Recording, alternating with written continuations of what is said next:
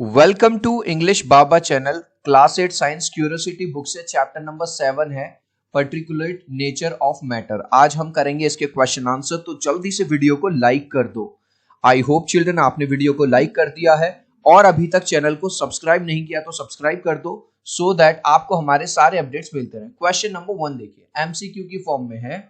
The primary difference between solids and liquids is that the constituent particles are. ये कह रहा है solid में और लिक्विड में ये फर्क होता है। क्या फर्क होता है? जो सॉलिड पार्टिकल्स होते हैं क्लोजली पैक्ड इन सॉलिड्स, देख रहे हो, जो सॉलिड होगा चिल्ड्रन उसके पार्टिकल्स बिल्कुल पास पास क्लोजली पैक्ड होंगे, लेकिन जो लिक्विड होगा उसके पार्टिकल्स थोड़ा दूर दूर होंगे, और जो गैस होगी उसके पार्टिकल्स सबसे ज्यादा दूर दूर होंगे।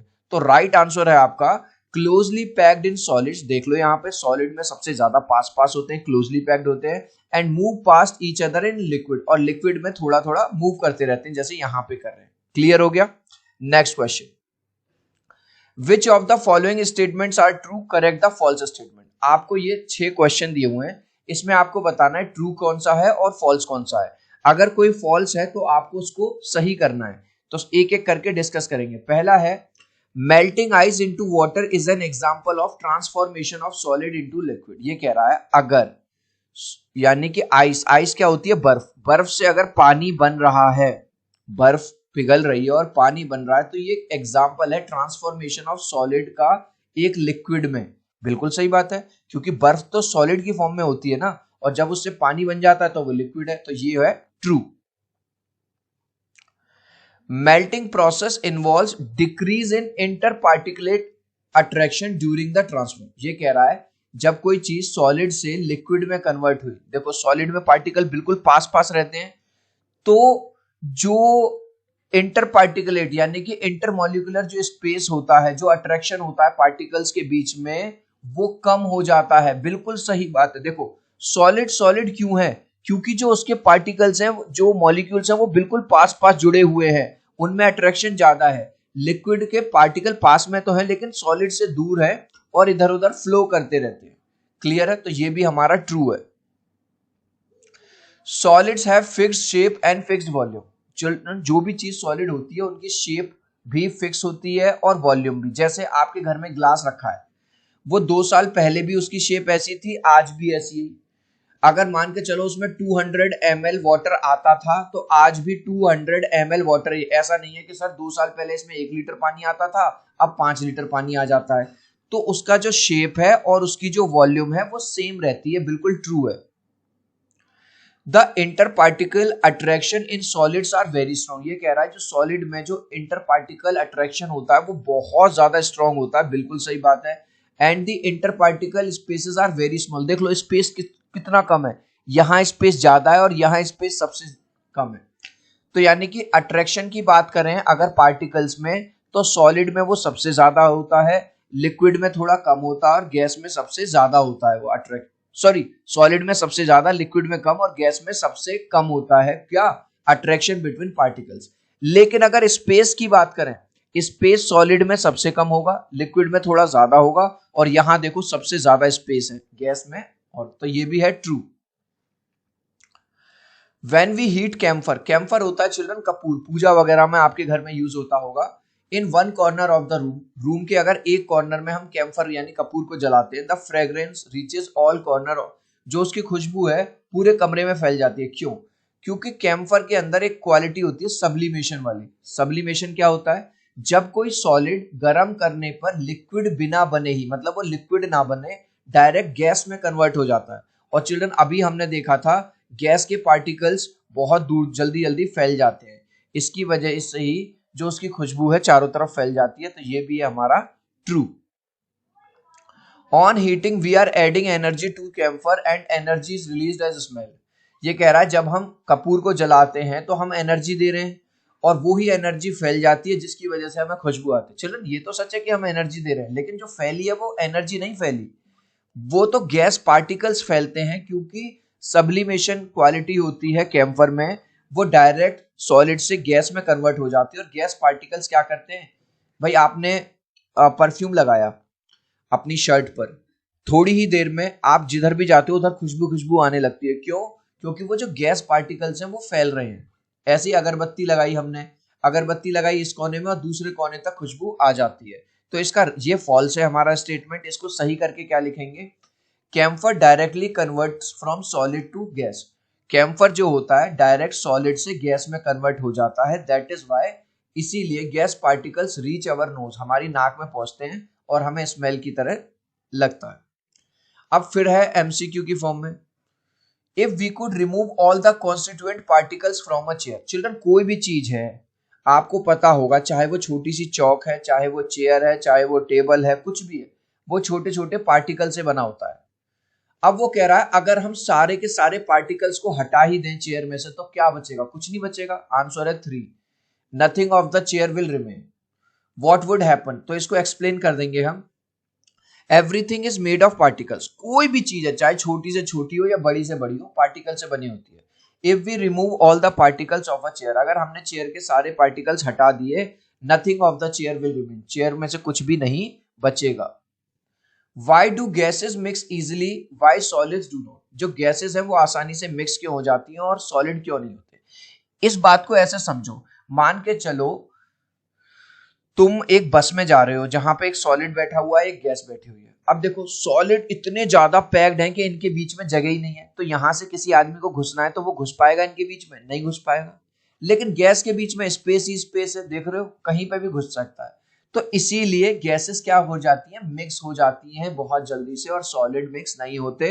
इसका साइंटिफिक रीजन अगर मैं दूं, क्योंकि सॉलिड में जो पार्टिकल्स हैं वो ऑलरेडी इतने ज्यादा क्लोज हैं कि उनके कोई स्पेस ही नहीं है घुलने का, मिलने का, ठीक है, और गैस में है। तो आंसर लिखेंगे gas particles have more intermolecular space. देख लो गैस में जो इंटरमोलिकुलर स्पेस है वो बहुत ज्यादा, देख लो ये सारी जगह खाली पड़ी हुई है, देन सॉलिड, सॉलिड्स के कंपैरिजन में।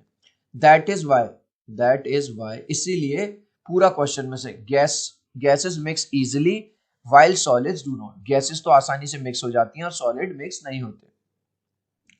When spilled on table, milk in glass tumbler flows and spreads out, but the glass tumbler stays in the same shape. Justify the state. ये कह रहा है अगर मान के चलो कांच के गिलास में दूध रखा हुआ है बेड पे और वो कांच का गिलास जो है लुढ़क जाए, तो दूध क्या होता है, मूव करने लगता है, फैलने लगता है, पूरी चादर खराब कर देगा, इधर उधर मूव करेगा। लेकिन जो ग्लास है वो एज इट इज रहेगा। क्यों भाई, ये तो बच्चा भी बता देगा, क्योंकि जो ग्लास है कांच का वो सॉलिड है, और सॉलिड में पार्टिकल्स बिल्कुल पास पास रहते हैं, वो मूव नहीं करते। लेकिन जो दूध है, जो मिल्क है, वो लिक्विड है, और लिक्विड के पार्टिकल्स की जो काइनेटिक एनर्जी है वो ज्यादा है, स्पेस भी ज्यादा होता है उनके बीच सॉलिड के कंपैरिजन में। इसीलिए जो दूध है वो मूव करता है और जो ग्लास है वो वहीं रहता है। तो आंसर लिखेंगे milk is in liquid state, milk जो है लिक्विड स्टेट में है, that is why it flows, इसलिए फ्लो करता है, फैलता है। While glass tumbler is in solid state, जो ग्लास टम्बलर है वो तो सॉलिड है ना भाई, that is why it stays in same shape, इसीलिए वो अपनी उसी शेप में रहता है जिसमें वो था। चिल्ड्रन अच्छा लग रहा है वीडियो, मजा आ रहा है, देखते ही हर चीज याद हो रही है, तो प्लीज एक लाइक कर देना। आपके एक लाइक और सब्सक्राइब से बहुत मोटिवेशन मिलता है। 3 तक काउंट करूंगा चिल्ड्रन, प्लीज वीडियो को लाइक कर दो, 1 2 3। आई होप चिल्ड्रन आपने वीडियो को लाइक कर दिया है, चैनल को सब्सक्राइब कर दिया। Thank you guys.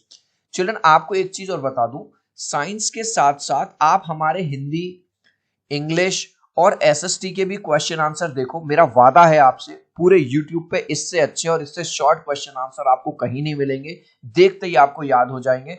जब भी आप क्वेश्चन आंसर किसी भी सब्जेक्ट के सर्च करें तो उसमें ये जरूर लिख देना बाय इंग्लिश बाबा, ठीक है, बस आपको पहले नंबर पे ही हमारी वीडियो मिल जाएगी। Next question, represent diagrammatically the changes in arrangement of particle as ice melts and transform into water vapor। ये कह रहा है कि जब आइस यानी कि बर्फ है, जब वो चेंज होगी, पहले लिक्विड में जाएगी और लिक्विड के बाद गैस में चेंज होगी, तो उसके पार्टिकल्स में क्या फर्क आएगा। जो बच्चा समझ रहा है वो समझ जाएगा, जब पानी सॉलिड की फॉर्म में यानी आइस फॉर्म में, तो पार्टिकल्स कैसे होंगे, बिल्कुल पास पास होंगे। जब लिक्विड की फॉर्म में जाएगा तो थोड़ा पार्टिकल्स दूर दूर हो जाएंगे, और जब गैस की फॉर्म में जाएगा तब तो भाई साहब बिल्कुल ही दूर दूर हो जाएंगे। तो बस आंसर में आपको क्या लिखना है, सॉलिड में इस तरह से दिखा देंगे पास पास, लिक्विड में थोड़ा दूर दूर और गैस में और ज्यादा। क्या सर हमें बिल्कुल एज इट इज बनाना? नहीं, आप चाहो तो ऐसे बना देना, 3 शेप ऐसे लिख देना, इस पे ऊपर लिख देना आइस, इसके ऊपर लिख देना वाटर और इसके ऊपर लिख देना वाटर वेपर। इसमें दिखा देना पार्टिकल्स बिल्कुल पास पास, इसमें दिखा देना पार्टिकल थोड़े दूर दूर, और इसमें दिखा देना पार्टिकल थोड़ा सबसे ज्यादा दूर, इस तरह से। बस हो गया। Draw a picture representing particles present. देखो जो बच्चा दिमाग लगा रहा है उसको तो पहले से ही आ गया। ये कह रहा है एल्यूमिनियम फॉइल को दिखाओ आप। एल्यूमिनियम फॉइल जिसमें मम्मी खाना वगैरह पैक करती हैं, सॉलिड की फॉर्म में होता है, तो इसमें पार्टिकल्स आप कैसे दिखाओगे? बिल्कुल पास पास। ग्लिसरीन कुछ लोग अपने चेहरे वगैरह पे लगाते हैं, हाथ पे, हाथों को मुलायम रखती है, लिक्विड फॉर्म में। इसमें कैसे दिखाओगे? पार्टिकल्स थोड़ा दूर दूर दिखाओगे। ठीक है। मीथेन गैस, गैस है तो भैया गैस में पार्टिकल सबसे ज्यादा दूर दूर होंगे, तो बस दिखा दो भैया। ये दिखा दिया हमने एल्यूमिनियम फॉइल का बिल्कुल पास पास, ये दिखा दिया ग्लिसरीन का थोड़ा दूर दूर, और गैस का सबसे ज्यादा दूर। ऑब्जर्व करना है फिगर ए में, which shows the image of a candle that was just extinguished after burning for some time. एक मोमबत्ती जो जल रही थी उसको बुझाया गया है बिल्कुल अभी अभी। Identify the different states of wax in figure, match them with figure B. अब देखो इसको फिगर बी से मिलाना है, तो देखो सॉलिड में क्या होता है, पार्टिकल्स बिल्कुल पास पास रहते हैं, तो जो बिना जला हुआ पार्ट है ये इसको तो मिला दोगे आप इससे सॉलिड के साथ, ठीक है, क्योंकि पास पास है। लेकिन यहां पे देखो थोड़ा सा पिघला हुआ मोम रखा है यानी लिक्विड स्टेट में, ये कौन सा होगा? इसको आप मिला दोगे इससे, ये लिक्विड स्टेट है। और ये जो उड़ रही है गैस, ये है हमारी वेपर, इसको मिला दोगे इससे, बस हो गया खत्म। Why does the water in ocean taste salty? Ocean का वाटर हमें सॉल्टी क्यों लगता है? क्योंकि उसके अंदर जो सॉल्ट है वो डिजोल्व है। Ocean water taste salty because it contains a high concentration of dissolve salt. आपने सुना भी होगा चिल्ड्रन, जो हम नमक बनाते हैं वो किससे बनाते हैं? ओशियन वाटर से। Next, grain of rice and rice flower, चावल के दाने और चावल का आटा जिस भी कंटेनर में रखते हैं हम उसी की शेप ले लेते हैं, तो क्या हम इनको वो मान लें कि ये सॉलिड नहीं है ये लिक्विड है? आंसर है नहीं। भले से वो उसकी शेप ले लें, हमको ऐसा लगता है क्योंकि वो छोटे छोटे होते हैं, लेकिन हर चावल का दाना अपनी जो शेप है, अपना जो साइज है उसको मेंटेन रखता है। ऐसा नहीं है कि जो चावल का दाना है जिसकी शेप ऐसी थी अब वो गोल हो जाएगा, नहीं। ठीक है, तो आंसर लिखेंगे पूरा क्वेश्चन में से, even though rice and rice flour take the shape of the container when placed in different jar. चाहे चावल हो या चावल का आटा हो, किसी भी जार में रखें वो उसकी शेप ले लेता है, येट दे आर सॉलिड, फिर भी वो सॉलिड है, लिक्विड नहीं है। Because they maintain their shape and volume, क्योंकि वो अपनी शेप को भी मेंटेन करते हैं और अपने वॉल्यूम को भी। इस लास्ट क्वेश्चन का आंसर आप मुझे दोगे कमेंट सेक्शन में, देखूंगा कितने बच्चे राइट आंसर देंगे। आइस जो बर्फ होती है वो कौन सी स्टेट में होती है? सॉलिड में, लिक्विड में या गैस में? आप चाहो तो अपने आंसर में कमेंट में ए, बी या सी लिख देना, मैं समझ जाऊंगा। सो आई होप मेरा ये वीडियो आपको बहुत अच्छा लगा होगा। प्लीज वीडियो को लाइक कर देना, चैनल को सब्सक्राइब कर देना। अब हम मिलते हैं अगले वीडियो में। Bye bye.